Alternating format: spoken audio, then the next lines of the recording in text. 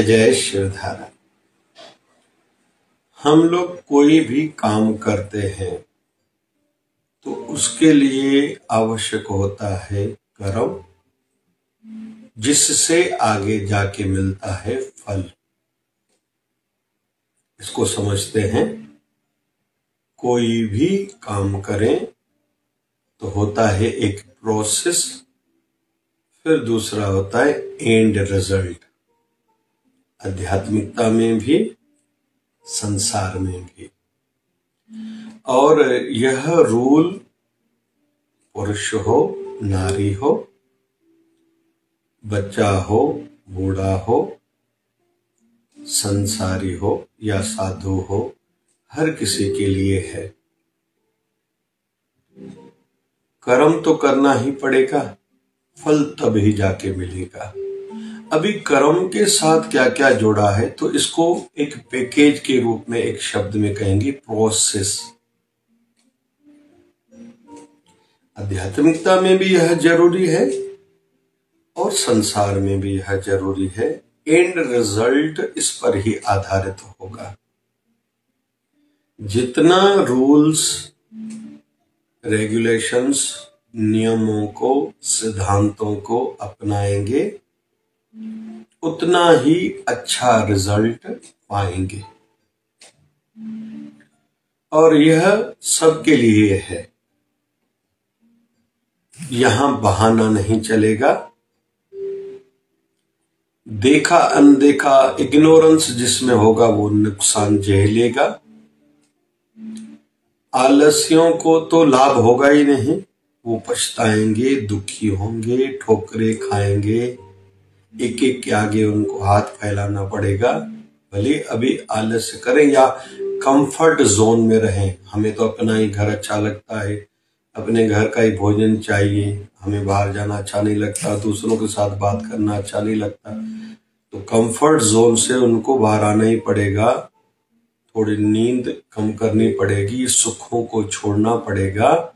एक शब्द में कहें तो तपस्या तो करनी पड़ेगी। आग में सोना तपता है, तभी तो कुंदन प्योर सोना होता है। और यह नियम सबके लिए है। कोई माने न माने, समझे न समझे, रिजल्ट, एंड रिजल्ट, परिणाम तो इस पर ही आधारित है। रोने धोने से काम नहीं होगा। दूसरों को दोषी मानने से खुद को तसल्ली दी जा सकती है, एंड रिजल्ट पर फर्क नहीं पड़ता। और जितने प्रोसेस से जो निकलेगा उतना ही ऊपर उठेगा। अनुभव ज्यादा होगा, लेकिन अनुभव से सीखता जाए, जो ठोकरों से समझता जाए। लेकिन ठोकर खा के भी जो खुद को सुधारेगा, बदलेगा नहीं, संवारेगा नहीं, सीखेगा नहीं, वो वहीं के वहीं रह जाएगा। यह संसार में भी नियम है और आध्यात्मिकता के लिए भी आवश्यक है। तो पहला, जैसे हम लोग जानते हैं, हार्ड वर्किंग। अभी प्रोसेस में मेहनत आएगी। मेहनत हर किसी को करनी, हर क्षेत्र में स्टूडेंट को करनी है, धंधे वाले को, नौकरी वाले को, गृहिणी को, यहाँ तक कि वृद्धजनों को भी, बच्चों को भी काम करना पड़ेगा। फिर उनकी आयु के हिसाब से, उनकी समझ के आधार पर स्थान कौन सा है। इसलिए तो बाल्यकाल में गुरुकुलों में भेजा जाता था कि छोटे छोटे काम करे, गुरु के चरण दबाए, फिर झाड़ू पोछा दे। उस समय की जैसी व्यवस्था थी। आज भले व्यवस्था थोड़ी बदली है, लेकिन फिर भी संतों के पास या घर के बुजुर्गों के नीचे या अपने पापा मम्मी के साथ, फिर घर के बड़े और भी चाचा चाची, मामा मामी, जहाँ की जैसे व्यवस्था है, सीनियर्स के साथ जो रहेगा वही सक्सेस होगा। और इसी को तो हम लोग अपना रहे हैं। कोई बच्चा अगर डॉक्टरी पढ़ रहा है तो उनको इंटर्नशिप के लिए किसी डॉक्टर के पास हॉस्पिटल में भेजा जाता है। सीए को पास करने के बाद इंटर्नशिप के लिए सीए के नीचे ही भेजा जाता है। फिर ऐसे ही एमबीए हो, फिर लॉयर, वकील हो, आदि आदि आदि, सभी फील्ड फैकल्टी का यही नियम है। तो जिंदगी में भी तो यही नियम है ना। केवल एक प्रोफेशनल लाइफ के लिए थोड़ी नियम है।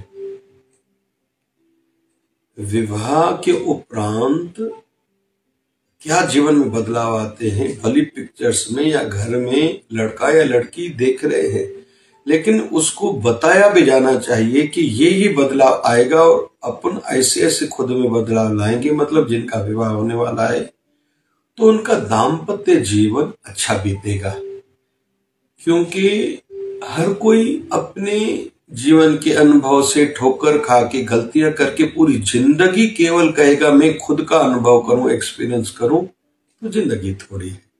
बहुत ठोकरें खाने पड़ेगी और बहुत ज्यादा एक ही जन्म में काम नहीं कर पाएगा। इसलिए संत मत का कहना रहता है आध्यात्मिक क्षेत्र में कि जैसे स्वामी रामकृष्ण परमहंस का वचन है, संतों के अनुभव अपने अनुभव बनाओ। मतलब संतों ने जो किया है वो करो, अनुभव करके आगे बढ़ो। केवल जिंदगी भर आप शंकाएं ही निकालोगे अपने सीनियर्स में, अपने घर के बड़ों में, जो आपको सिखा रहा है, समझा रहा है, वो आपको अच्छा नहीं लग रहा है। यहाँ तक कि संतों के, शास्त्रों के वचन भी आपको उल्टे लग रहे हैं, आप विकास नहीं कर पाओगे, तरक्की नहीं कर पाओगे। तो सबसे पहले हार्ड वर्किंग, काम तो करना ही पड़ेगा, लेकिन बहुत काम करना पड़ेगा। फिर साथ साथ में अपने क्षेत्र, फील्ड की, ये प्रोसेस की बात चल रही है, प्रोसेस के आधार पर एंड रिजल्ट होगा। फिर उस क्षेत्र का ज्ञान भी रखो, ज्ञान बढ़ाओ, नॉलेज बढ़ाओ, रोज नया सीखो अपनी फील्ड, फैकल्टी के संदर्भ में। जैसे कुछ बच्चे बहुत पढ़ते हैं लेकिन उनको गेस्पिंग नहीं आती, लर्न नहीं कर पाते कि उनको इस पूरे पेज में से काम का क्या सीखना है, समझना है या याद करना है। फिर अपने माइंड से उसको फिर बना के लिखना है एग्जाम में। तो यह समझना आवश्यक है। नहीं समझ में आ रहा तो किसी से सीखो, समझो, ट्राई करो, ट्राई एंड ट्राई अगेन। एक दिन आपको समझ में आ जाएगा। जैसे कैसे ड्राइवर फिर एक बार गाड़ी सीख लेते, समझ लेते हैं तो फोन पर भी बात करते, जो वैसे नहीं करनी चाहिए। या खाते पीते, इधर उधर देखते हुए, सॉन्ग से सुनते हुए गाड़ी चलाते हैं। गृहिणियां रोटी बनाते समय किसी से बात भी करती रहती हैं। एक ही किचन में दो दो तीन तीन काम भी साथ में करती है। आटा गूंदना, सब्जी काटना, धोना, फिर इधर आग पर, चूल्हे पर कुछ तैयार हो रहा है उस पर भी ध्यान देना। फिर छोटा बच्चा है उसकी ओर भी ध्यान देना। काम वाली बाई काम कर रही है उसका भी ध्यान रखना। हम लोगों में इतनी कैपेसिटी है, करते हैं हम लोग।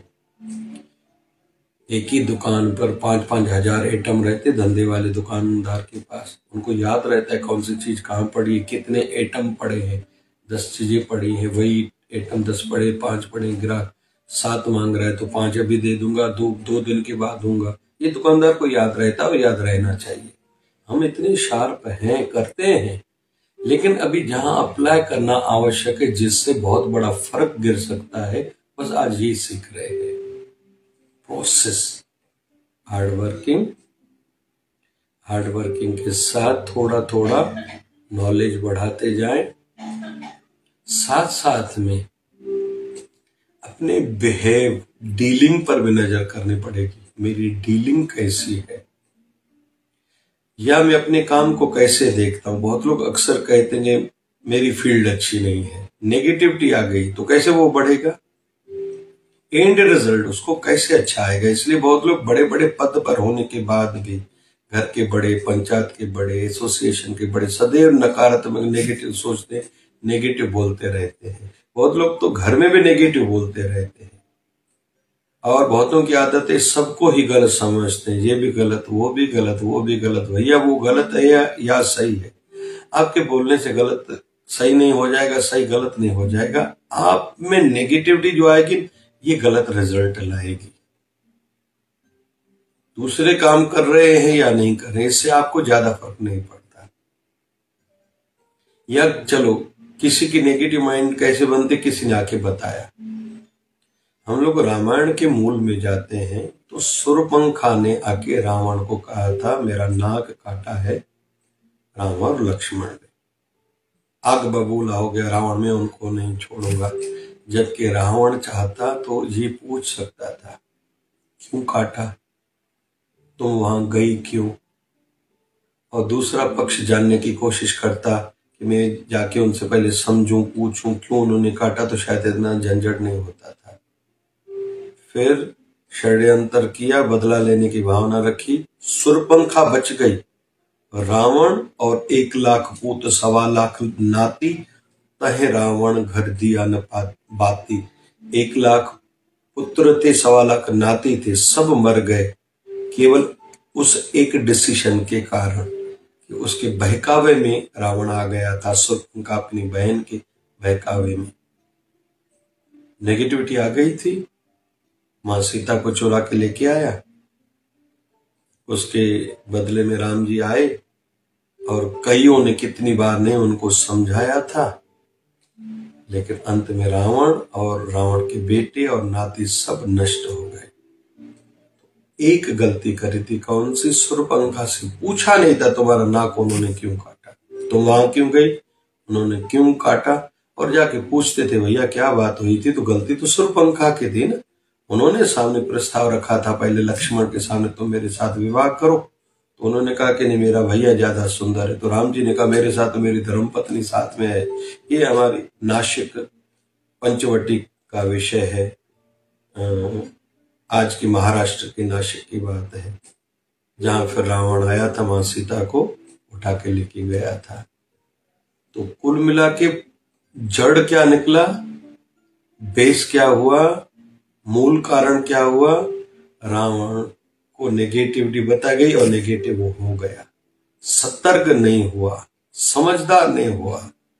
चतुर्वेदी था, 4 वेदों का ज्ञान था, देवता उनकी सेवा में रहते थे, काल को भी कहते हैं सेवा में रखता था, खटिया के पांव से बांध के रखता था, जो कैलाश पर्वत को हिलाने की शक्ति रखता था। रावण 10 शीश वाला था। रावण मतलब इतनी बुद्धि थी, वो रावण नष्ट हो गया। नेगेटिव बात सुनी, चिंतन नहीं किया, बस उस पर रिएक्शन किया। ये हमारे लिए भी है, इसलिए कोई भी नेगेटिव बात सुनाए उसके बहकावे में ना आ जाए, जल्दी प्रक्रिया न करें या रिएक्शन न करें, रिस्पॉन्स उसको न दें और रिएक्शन न करें। तो हार्ड वर्किंग, फिर ज्ञान बढ़ाएं, फिर थोड़ा धैर्य भी रखना पड़ता है। ये प्रोसेस है पूरा, इस भी फील्ड फैकल्टी में हम लोग बढ़ रहे हैं, तो ये प्रोसेस है, धीरे रखना पड़ता है। कभी कभी फल जल्दी मिलता है, कभी धीरे से मिलता है, कभी 2 बार कोई काम करने के बाद फल मिलता है, कभी 10 बार करने के बाद फल मिलता है। हम लोग तो जानते हैं अल्बर्ट थॉमस एडिसन ने बल्ब का आविष्कार 10,000 बार ट्रायल करने के बाद उसको सक्सेसनेस मिली थी, कामयाबी मिली थी, फिर बल्ब का आविष्कार हुआ और आज दुनिया में बल्ब है, बल्ब बना तो दुनिया लाभ ले रही है। तो इतनी बार ट्रायल करा था, फेलियर होता गया था, लेकिन वो निराश नेगेटिविटी में नहीं आता था, निराश नहीं होता था। तो धैर्य रखना पड़ेगा, ये प्रोसेस है। उस चौथा, जिस भी फील्ड में हम लोग हैं उसका नियम क्या है वो भी समझना होगा। दूध वाले को, किराने वाले को सुबह जल्दी दुकान खोलना पड़ेगा, फिर कपड़े वाले का दुकान दोपहर के बाद मतलब 12 बजे के बाद चलेगा, वो सवेरे 7 बजे दुकान खोलेगा थोड़ी खोलेगा। मिठाई वाले का दुकान सुबह का चलेगा, नाश्ते वाले का दुकान शाम को ज्यादा चलता है, चाय वाले का दुकान सुबह जल्दी चलेगा थोड़ी। ये फील्ड के नियम भी तो है। स्कूल कॉलेज सवेरे जाया जाएगा, ध्यान कभी भी सुबह सवेरे अमृत वेले करना पड़ेगा, निश्चिंत होकर बैठना पड़ेगा। कभी कभी पीपल के वृक्ष के नीचे, कभी गौशाला में, कभी किसी शिवालय में, कभी देवालय में, अपने गुरु स्थान पे जाके बैठ के साधना करने से मन जल्दी जुड़ता है। अपने गुरु के सामने अगर शरीर में हो और सौभाग्य से हमें वहां जाने का सौभाग्य प्राप्त हो। वैसे गुरुदेव के सामने आंखें बंद करके नहीं बैठना, उल्टा उनका तो दर्शन करना है। आधी रात को बैठ जाएं, एकांत में बैठ जाएं, प्रार्थना करके बैठे, थोड़ी सेवा करके बैठे। सेवा करेंगे, दान करें, शुभ कर्म करें, गैया को रोटी खिलाएं, कुत्ते को कुछ खिलाएं, पंछी को दाना डालें, भूखों को खिलाएं। जैसे पुण्य बढ़ेगा तो ध्यान में मन लगेगा। अपने गुरुदेव को प्रार्थना करके बैठे, आप कृपा करिए मेरा साधना में मन लगे, आपके श्री चरणों में मन लगे, मैं जैसा भी हूँ आपका हूँ। अभी अपने श्री चरणों से जोड़िए, बहुत हो गया। अभी मुझे दुनिया का बन के नहीं रहना है, मुझे तो केवल आपका बन के ही रहना है। मुझे आप अपनाइए। आपने पहले भी कई पापियों को उतारा है। मुझे गरीब नादान पर ना समझ पर करुणा करिए, मेरे कर्म धर्म को ना देखिए। यह भाव से प्रार्थना करें। प्रभु तो दयालु है, जिसने शबरी भिलन की झूठे बैर खाए थे, वो प्रभु कृपा करेंगे, दया करेंगे। कुब्जा का चंदन का तिलक स्वीकार किया था, वो प्रभु दया करेंगे। हमारे गुरुदेव को एक माता जिसका नाम था कमली कुकरेजा, कहती थी मेरे गुरु आके मेरे घर में प्रसाद पाइए। फिर इतने में हमारे गुरुदेव ने 18 मार्च 2008 में शरीर त्याग लिया। वो अम्मा रोती थी, बाबा जी आप मेरे घर नहीं आए। फिर शरीर त्यागने के बाद एक दिन गुरुदेव आके उनको सपने में जागर, मतलब शरीर से आके माता सोई, अम्मा उठो, रोज कहती हो आपने मेरे घर कभी भोजन नहीं खाया। सवेरे 4 बजे का टाइम, भोजन बनाइए। अम्मा ने अपने हाथ से रोटी भिंडी बनाई। हमारे गुरुदेव 1008 सदगुरु स्वामी शिव भजन जी महाराज ने उनके हाथ की बनी हुई रोटी पाई। कहा अम्मा हम लोग सवेरे चाय भी पीते हैं, चाय अम्मा ने बनाई, हमारे गुरुदेव ने पाई। आशीर्वाद करके अदृश्य हो गए। फिर अम्मा ने अपने परिवार को उठाया। परिवार वालों को लगा अम्मा ने सपना देखा। अम्मा ने कहा अगर सपना देखा तो सामने तवा गर्म है, भिंडी कटी हुई पड़ी है, हांडी में जिसमें मैंने भिंडी बनाई वो थाली जो थी, वो चाय जिसमें बर्तन में बनाई वो चाय का कप आप देखिए। हमारे गुरुदेव ने हमारी प्रार्थना स्वीकार करी। भले शरीर त्याग दिया है लेकिन वह आप आज भी अपने भक्तों की सुनते हैं। आज मुझ पर दया करी है। तो गुरुदेव को यह प्रार्थना करें, आपने कईयों पर दया करी, अभी उनके सदके हम पर भी कृपा करिए तो मन लगेगा। और गुरुदेव को कहे मुझे माया के जाल से बचाइए, प्रपंचों से बचाइए, माया के आकर्षण से बचाइए। गुरुदेव कृपा करते हैं तो धैर्य रखना पड़ेगा। एंड रिजल्ट, फल, परिणाम तभी अच्छा आएगा। हार्ड वर्किंग करें, ज्ञान बढ़ाते रहें, अपनी फील्ड फैकल्टी रिलेटेड। अध्यात्मता के भी नियम हैं, जैसे नम्रता, प्रेम से बोलना, ज्यादा आश न रखना, आंख ऊंची करके ज्यादा न चलना, हृदय में कोई स्वार्थ भाव न रखना, गुरुदेव का दास, संगत का दास समझ के सदैव सेवा करते रहना। किसी ने क्या कहा, क्या वस्त्र पहने हैं, कितना आभूषण पहना हुआ है, कौन कौन आया है, नहीं, मैं और मेरे गुरुदेव, ये नियम है संसार में। मेरी इनकम बढ़े, ज्यादा खर्चा न बढ़े, नुकसान कहाँ हो रहा है उसको कम करो, फजूल खर्चे से खुद को बचाऊं, थोड़ी सेविंग करूं, इन्वेस्ट करता जाऊं, पैसे से पैसा कमाता जाऊं। तो ये नियम है। दुकानदार ग्राहक से अच्छा बोले, प्रोफेशनल जितना है क्लाइंट से अच्छा बिहेव करेंगे तभी तो उनको लाभ होगा। तो हार्ड वर्किंग, मेहनत ज्यादा हो, ज्ञान बढ़ाएं, बिहेव को अच्छा करें और धैर्य, वेट एंड वॉच, फल मिलेगा। कभी कभी 10 बार काम करने के बाद 11वीं बार फल मिलता है। धैर्य रखें तो ये सब हुआ प्रोसेस, तो एंड रिजल्ट अच्छा आएगा ही। साल भर पढ़ाई करेगा स्टूडेंट, लेकिन एग्जाम अच्छा दिया, जिस दिन वो मार्कशीट रिजल्ट अच्छा सामने आता है तो मन खुश होता है, मैंने मेहनत करी अभी सार्थक हुई। मेहनत करी रिजल्ट अच्छा नहीं है तो कहीं मुझ में चूक रह गई होगी, या तो कम पढ़ाई की होगी, या तो समझ में नहीं आया था, या मैंने उस समय नींद नहीं करी थी, घबराहट हुई थी तभी लिख नहीं पाया, या तो मेरी स्पीड कम है, या तो राइटिंग अच्छी नहीं है, या तो खुद का बना हुआ लिखना अच्छा नहीं आया, कहीं तो कुछ कमी है, या कुछ आवश्यक चैप्टर्स रह गए थे। ऐसे ही दुकानदार नहीं बढ़ रहा है, कोई फैक्ट्री नहीं बढ़ रही है, किसी के साथ हो सकता है हमारा बिहेव अच्छा नहीं था, व्यवहार या तो अच्छा नहीं था, या तो चोरियां हो रही हैं, या तो नुकसान हो रहा है, या हमारे कर्मचारी टीम वर्कर जितने उनमें से किसी की गलती है। हम आध्यात्मिक स्थान से जुड़े हुए हैं तो हमने या तो अपने गुरुदेव का उतना प्रचार नहीं करा, संस्था के सेवा कार्यों के लिए जानकारी लोगों तक नहीं पहुंचाई, या तो भावना किसी की अच्छी नहीं है, कुछ तो अंतर है। नियम ये समझने होंगे जिस फील्ड जिस फैकल्टी का हम काम कर रहे हैं, क्यों रिजल्ट नहीं अच्छा आएगा। कोई काम करे और रिजल्ट अच्छा नहीं आए, नहीं हो सकता। अंत में आवश्यक यह भी है, पिछले जन्मों के कर्मों के आधार पर भी फल में फर्क आता है।